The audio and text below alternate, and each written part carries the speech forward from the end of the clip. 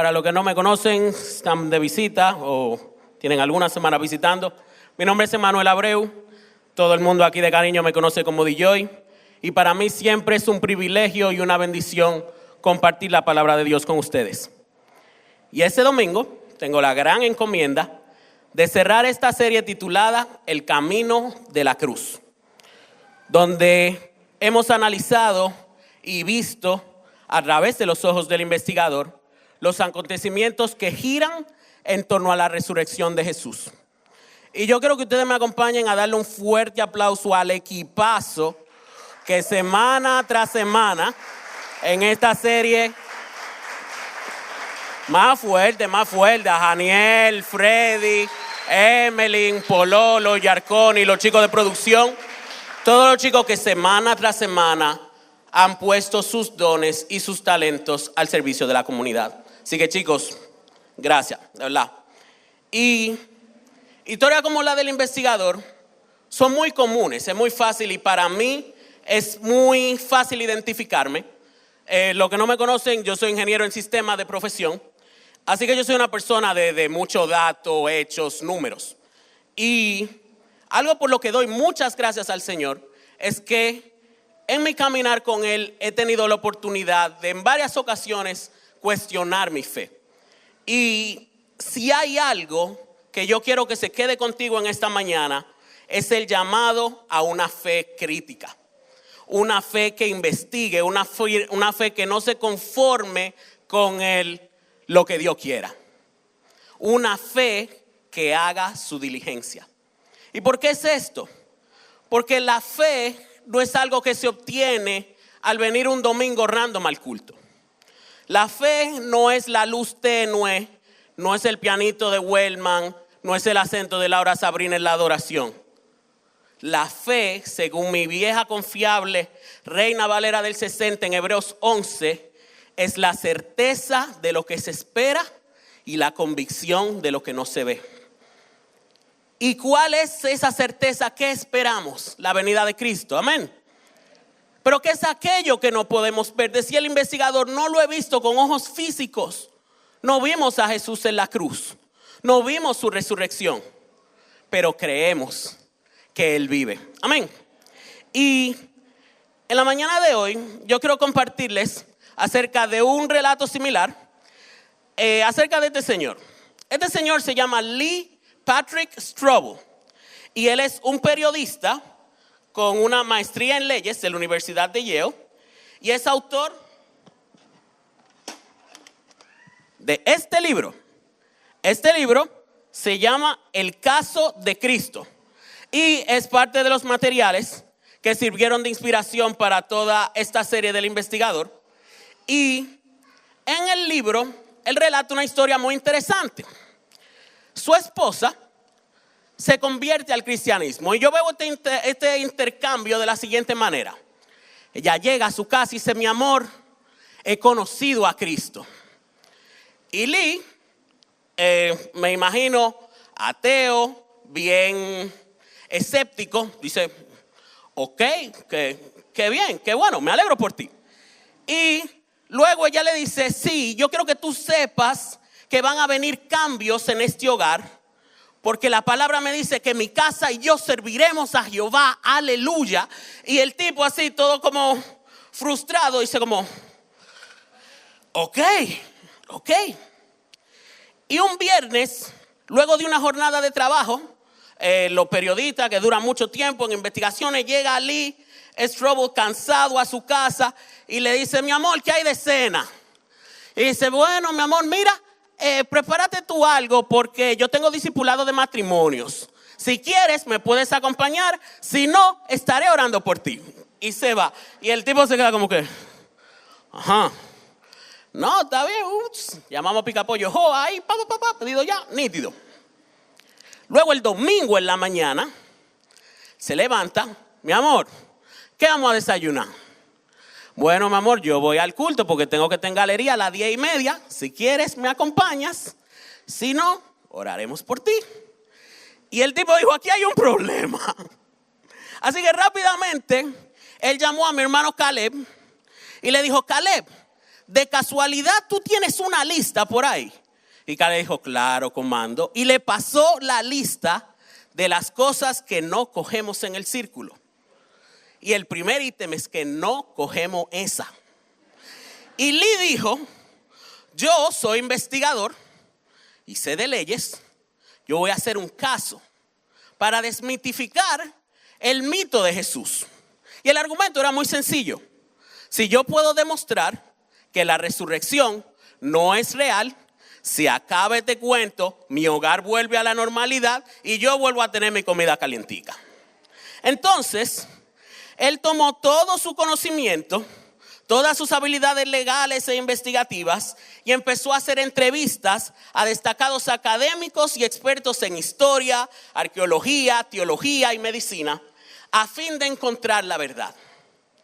Y en su investigación arrojó que hay 9 fuentes distintas, tanto dentro como fuera del Nuevo Testamento, que confirman y corroboran lo que dicen los discípulos. Así que vamos a ver algunas de estas fuentes.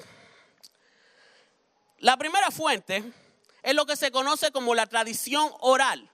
Y para entender lo que es la tradición oral, hay que entender que en el siglo I, al principio de los tiempos, la forma de pasar el conocimiento era contándoselo unos a otros, ¿verdad? Entonces, 1 Corintios 15, versos del 3 al 7, contiene un credo que data entre 3 y 5 años después de la crucifixión de Cristo. Y leemos en el nombre del Padre, del Hijo y del Espíritu Santo. Yo les transmití a ustedes lo más importante y lo que se me había transmitido a mí también. Cristo murió por nuestros pecados, tal como dicen las Escrituras.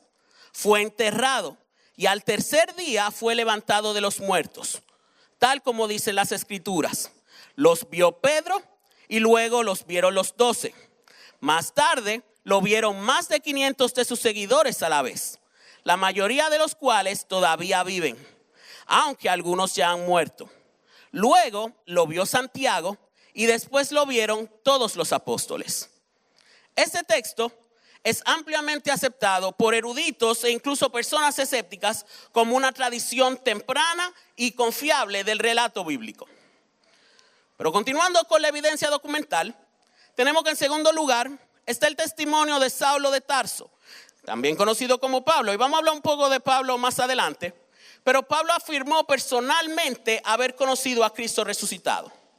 En Gálatas 1, versos 11 y 12, él hace mención diciendo, el mensaje que predico lo recibí por revelación directa de Jesucristo. Y en 1 Corintios hace nuevamente énfasis diciendo, no he visto a Jesús nuestro Señor con mis propios ojos. Luego tenemos los evangelios, Mateo, Marcos, Lucas, Juan. Los 4, el compendio de los evangelios, independientes uno del otro, escritos con base al testimonio de testigos oculares y la tradición de ese tiempo, fue escrito en diferentes épocas. Y las múltiples apariciones de Jesús, luego de su resurrección, se registran con total consistencia, respaldando así su autenticidad. Los eruditos sugieren que el evangelio de Marcos, que fue el primero, si fueran al discipulado de los martes, sabrían, fue escrito entre el 50 y el 70 después de Cristo. Pero vamos a ver más fuentes, le dije son 9. Fuente número 4, tenemos a Clemente de Roma, a quien Pablo menciona brevemente en sus agradecimientos en Filipenses 4:3, en un escrito que no pertenece al canon bíblico. Él escribía a la iglesia de Corinto, refiriéndose a la resurrección, pero no a la resurrección como el hecho per se, sino dando testimonio de que algo pasó en la vida de los primeros discípulos. Tuvieron un encuentro que cambió su vida de forma tal que impulsó el movimiento del cristianismo. Fuente número 5, tenemos a Policarpo, discípulo de Juan. Afirmó la resurrección y dio testimonio de la fe inquebrantable de los apóstoles. También tenemos a Ignacio de Antioquía en el 107 después de Cristo, discípulo también de Pablo y Juan. Escribió extensamente sobre la resurrección de Jesús y su naturaleza física, haciendo énfasis de que los apóstoles fueron testigos de la resurrección corporal de Cristo. Y hasta ahí todo muy bien. Y yo me imagino un Lee Strobel muy escéptico, está bien, pero es que toditos son cristianos. O sea, todo el mundo va a decir que sí, porque todos creen lo mismo. Y ahí se encuentra con la fuente número 7, que es Flavio Josefo, famoso historiador judío en el 93 después de Cristo, no cristiano. En el debatido texto Testimonium Flaviarium afirma que Jesús fue un hombre crucificado del que se decía que iba a resucitar el tercer día. Y lo importante de los textos de Josefo es que es un compendio llamado Antigüedades de los Judíos, y eso se encuentra en el libro 8, capítulo 3. Estos mismos textos son lo que usamos hoy en día para explicar la historia de Oriente Medio, cómo se forman las sociedades romanas, y es la base para varios compendios de arqueología, teología y muchos más. ¿Y por qué eso es importante? Porque no podemos hacer omisión en base al tema de la investigación. No puedo decir, sí, este material es 100% fiable para hablar de la historia judía, para hablar de la sociedad romana, pero no es fiable para hablar de Cristo. Eso sería hacer una excepción que no tiene nada que ver. Pero seguimos y poniendo a Lee Strobel como el escéptico que era, dijo, sí, pero es que él era judío. Pero luego tenemos a Tácito, que fue un historiador romano, y en el 116 después de Cristo confirma la crucifixión de Jesús bajo Poncio Pilato. Y aunque no habla de la resurrección, nuevamente habla del movimiento de los primeros cristianos, haciendo énfasis a que tuvo que haber algo que cambió la vida de esa gente para hablar de forma tan apasionada y con tanto valor como lo hicieron. Y por último, tenemos a Luciano de Samosata, satírico griego del siglo II. El trabajo de ese señor era burlarse de los cristianos y hacer sátiras. Pero dentro de sus obras hacía mención de un grupo de personas que se hacían llamar cristianos, que hablaban de un hombre que había sido crucificado y que creían que había resucitado y que estaba vivo. Y si toda esta evidencia documental no es suficiente para sostener el caso de Jesús, pues vamos a los manuscritos. Y tenemos más de 5.800 manuscritos griegos, que son los que tienen más peso porque fue el lenguaje original en el que fue escrito el Nuevo Testamento. Adicional a eso tenemos 10.000 manuscritos provenientes del latín y 9.000 manuscritos adicionales en otras lenguas antiguas como siriaco y armenio. ¿Qué nos dice esto? Que el Nuevo Testamento es el documento antiguo mejor documentado en cuanto a evidencia manuscrita se refiere. Entonces, si necesitan los hechos, si necesitan los números, se necesita la data, ahí está. ¿Por qué? Porque estos números son importantes porque te permiten hablar con prioridad. De la misma manera que la semana pasada yo estaba dando una conferencia de ingeniería y robótica, hoy domingo yo puedo decirte que Cristo vive y es real porque la data está. Porque no son exclusivos ser un hombre de ciencia y ser un hombre de fe. Por eso la palabra en 1 de Pedro 2:5 dice: a tu fe agrade virtud y a la virtud añade conocimiento, porque el pueblo perece por falta de conocimiento. Y luego de todo esto, estas fuentes nos arrojan una realidad fundamental o tres verdades fundamentales para nuestra fe cristiana, que son las siguientes. Número 1, Jesús fue crucificado. Número 2, sus discípulos creyeron sinceramente que Jesús resucitó de entre los muertos. Y número 3, esa creencia transformó sus vidas e impulsó la iglesia primitiva. Por eso creemos lo que creemos. Y yo me imagino la cara de Strobel al verse con esta avalancha de información, esta avalancha de datos, todo lo que arrojó su investigación, en buen dominicano diríamos que Strobel se quedó ahí. Y llegó a la conclusión de que el respaldo histórico y los hechos es convincente con el relato de Jesús. Y aunque el desenlace de la historia de Strobel se lo voy a dejar para el final del mensaje, es importante entender que las apariciones que tuvo Jesús después de su resurrección son vitales para nuestra vida de fe hoy en día. Así que vamos a repasar cuáles fueron algunas de esas apariciones. Punto número 1, tenemos la aparición a María Magdalena en el sepulcro y a las mujeres que regresaban del sepulcro, de acuerdo a Juan 20, Marcos 16 y Mateo 28. Pueden hacer la referencia. Pero el hecho de que el Señor se apareció a María Magdalena del principio es interesante. ¿Por qué? Porque en el contexto cultural y legal de ese entonces, el testimonio de una mujer carecía de peso. Lo que pudiera decir una mujer que vio no valía nada en ningún espacio importante. ¿Y eso qué hace? Añade autenticidad. ¿Por qué? Porque es muy poco probable que ella se lo haya inventado para ganar credibilidad, porque sabía que de entrada no la iban a escuchar. El segundo evento que tenemos es cuando se le presenta a los discípulos de Camino a Emaús, luego se le presenta a Pedro, luego se presenta a un grupo de discípulos sin Tomás y luego con Tomás. Y estos encuentros son interesantes porque nos dan a entender cómo estaba el ambiente en ese momento. Dice Lucas 24:17, se detuvieron de golpe con sus rostros cargados de tristeza. Y Juan 20:19 dice, los discípulos estaban reunidos con las puertas bien cerradas porque tenían miedo de los líderes judíos. Había un ambiente de tensión, había un ambiente de tristeza, había un ambiente de no sé. Él se murió, yo lo vi en la cruz. Y a él de igual modo había incredulidad. Tomás, cuando fueron con la noticia, Jesús resucitó, bueno, está difícil.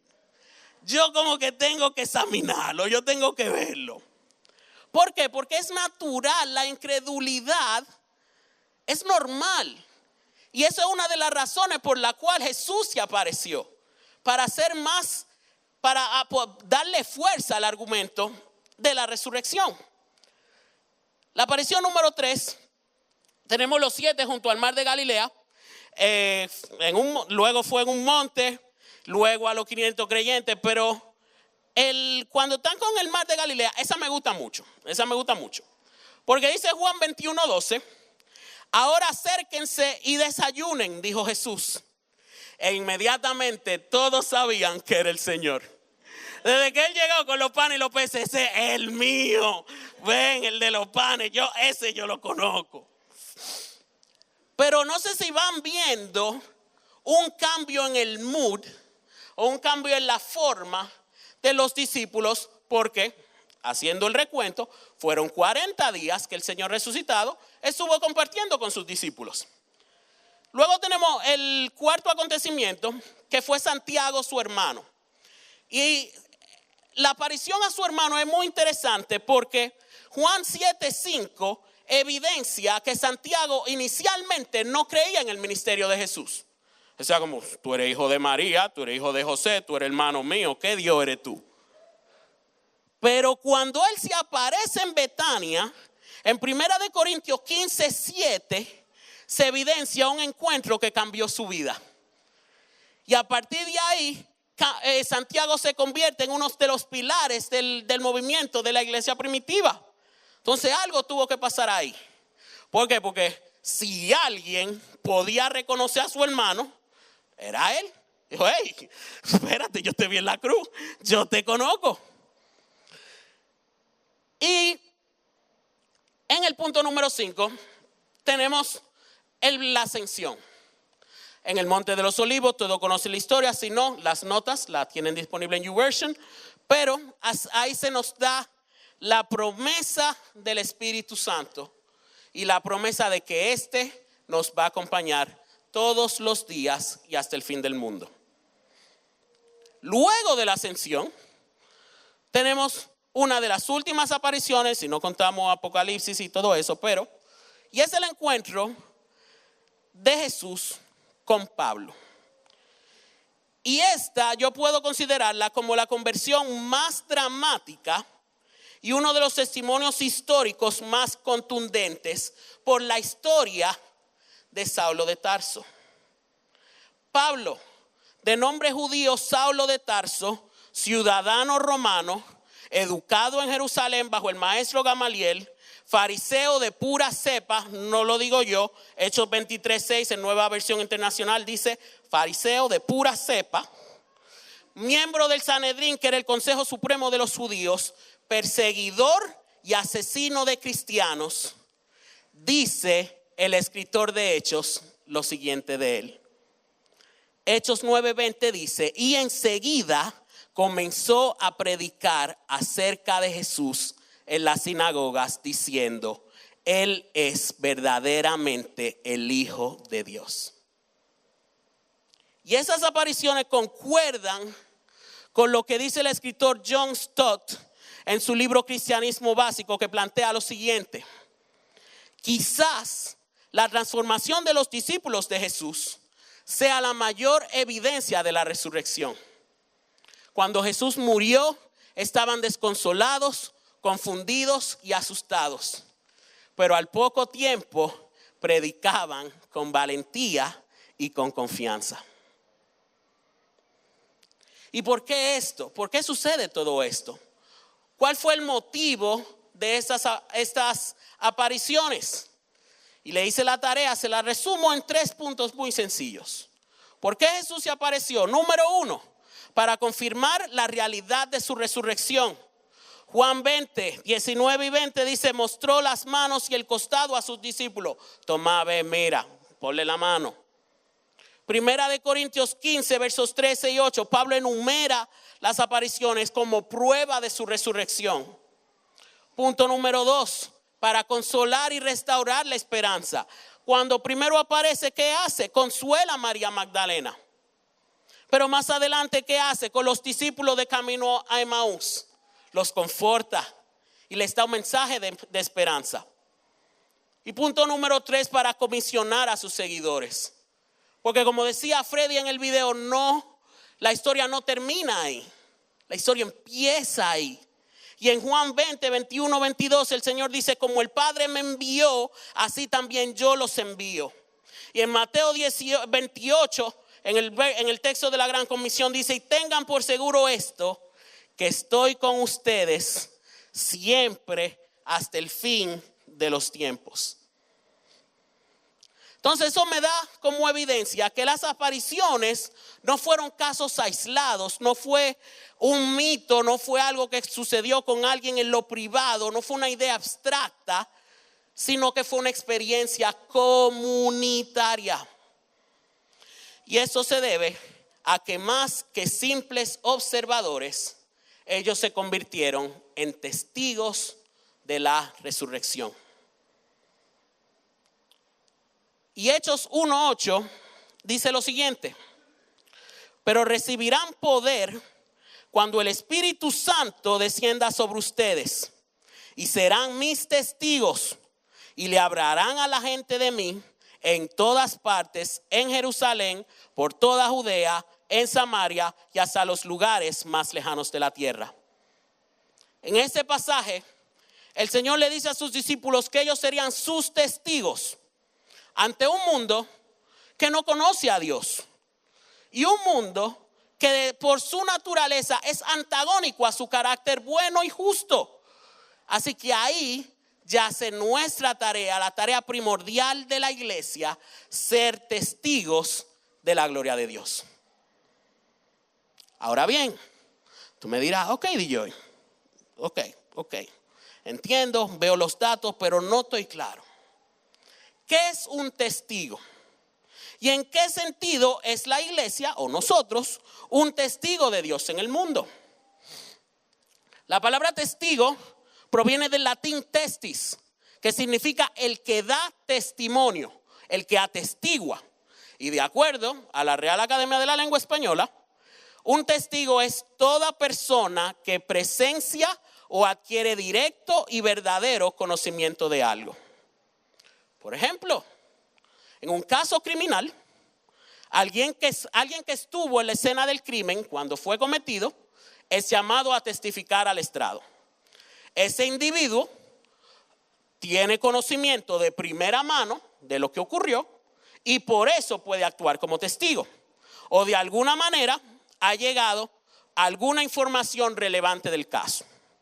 Y el término de testigo he tenido que escucharlo mucho últimamente. Recientemente fue testigo de la boda de unos amigos. Y cuando fuimos al proceso de la oficialía civil, nos decían como no. El rol del testigo tiene requisitos y tiene responsabilidades. ¿Por qué? Porque no todo el mundo puede ser testigo. No todo el mundo que vea a dos gente saliendo juntas pueden dar testimonio de su relación. Por eso se hace todo el proceso de la firma y todas esas formalidades. Entonces, eso me dice que hay una diferencia entre ser un testigo y ser un espectador. Y esta diferencia radica en 3 puntos fundamentales, que son la presencia, la participación y el conocimiento. Un testigo es una persona que tiene presencia directa. El testigo se encuentra en el lugar del evento y lo ve en primera persona. No obstante, el observador puede estar en una distancia o estar en el mismo evento y verlo a través de algún medio como el celular o una cámara. ¿Y qué me dice eso hablando a mi vida cristiana? Yo puedo estar aquí y no ser un testigo. ¿Por qué? Porque mi presencia no está directamente comprometida con lo que tiene que estar. Tú puedes estar aquí en el círculo, tú puedes venir todos los domingos. Pero si aquí pasa algo y tú estás pegado en el celular, tú no puedes ser testigo. Porque tú no tuviste una presencia directa de lo que sucedió. Por ejemplo, si digamos yo mismo, si yo me caigo aquí y no sé, vamos a decir Luis que está ahí, estaba viendo su celular y dice, ¿usted vio cuando él se cayó? Bueno, yo estaba ahí, yo no lo vi, pero yo estaba ahí. Así que el hecho de tú venir semana tras semana, de venir el domingo, de asistir a tu discipulado, eso no necesariamente garantiza que tú eres un testigo de la verdad, que tú eres un testigo de la resurrección. Punto número 2, tenemos el grado de participación. Para ser considerado un testigo, puede haber participado en el evento o al menos estar en contacto con los participantes. Y eso me trae a memoria a muchas personas que yo veo domingo tras domingo que se sientan ahí así. ¿Qué grado de participación, qué grado de apertura realmente estamos teniendo para el mensaje de la palabra que se está transmitiendo? Así que eres testigo o eres observador. Vamos a ir haciendo los checks. Y por último, y este es el que más me gusta, conocimiento. El testigo tiene un conocimiento directo y personal de los hechos. Una persona que puede hablar con propiedad. Y para hablar con propiedad, tú necesitas haber tenido un encuentro genuino y real con Cristo. Así que tú puedes cumplir todos los requerimientos anteriores. Tú puedes venir con la mejor actitud. Tú puedes saludar a todo el mundo. Pero si genuinamente en tu corazón tú no has tenido un encuentro genuino y personal con el Señor, no puedes ser testigo. En los tribunales, la credibilidad de un caso a menudo depende de los testigos. De igual modo, la verdad de la resurrección se mantiene firme en gran parte gracias a los testimonios fiables de quienes se han encontrado con el Cristo resucitado. Esos llamados cristianos somos tú y somos yo. Y el autor Oswald Chambers, en su libro En pos de lo supremo, lo plantea de la siguiente manera. Un cristiano es alguien que lleva en su interior el Espíritu Santo, que da testimonio de Cristo resucitado, y su vida debe reflejar esa realidad divina. Es aquel que da testimonio de Cristo resucitado y su vida debe reflejar esa realidad divina. Así que el llamado en esta mañana es a que vivamos como testigos de la resurrección de Cristo. ¿Y cómo hacemos esto? Y con esto termino. Vive con valentía. Hechos 4:20 dice: no podemos dejar de hablar de lo que hemos visto y oído. Los verdaderos testigos proclaman a Cristo incluso en frente a la oposición. Punto número 2. Vive con integridad. Filipenses 2:15 dice: brillen como luces radiantes en un mundo lleno de gente perversa y corrupta. Nuestras vidas deben ser coherentes con lo que decimos creer. Punto número 3. Vive con compasión. En Juan 21 el Señor le dice a Pedro: apacienta mis ovejas. Ser testigo implica cuidar de los demás y atender a sus necesidades. Punto número 4. Vive con esperanza. Primera de Pedro 3:15. Estén dispuestos a dar razón de la esperanza que tienen. La esperanza de la resurrección es lo que alimenta nuestra fe. Y punto número 5. Vive en comunidad. Hebreos 10:24-25 dice: anímense unos a otros, reúnanse en comunión. Ser testigo no es un llamado a ser lobo solitario, es un llamado a vivir en comunidad. ¿Y por qué nuestro testimonio es de tanta importancia? Porque tu testimonio importa. Quizás tu vida sea la única Biblia que alguien tenga el chance de leer. Tal vez tu manera de vivir sea el encuentro más cercano que una persona tenga con Cristo. Vivamos una vida que refleje el poder de la resurrección. Vivamos en alegría, amor, santidad y propósito. Es el llamado en esta mañana. Pero no crean que se me olvidó la historia de Strobel. ¿Quieren saber cómo terminó la historia? Pongan atención. One of the things that's unique about Christianity is that it's an investigatable faith. Did Jesus live? Yeah, clearly. Was he executed? Yeah, clearly. Was he reliably encountered afterwards? That's the real issue. We have 9 ancient sources inside and outside the New Testament confirming and corroborating the conviction of the disciples that they encountered the resurrected Jesus. That is an avalanche of historical data. So I challenge anyone who's a skeptic, check it out. Do what I did. Investigate it and reach your own conclusion.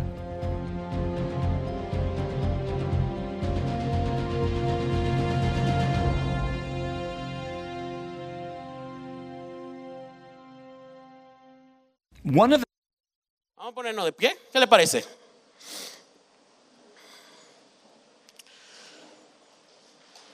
La resurrección de Jesús no fue el final, fue el comienzo de un movimiento impulsado por testigos.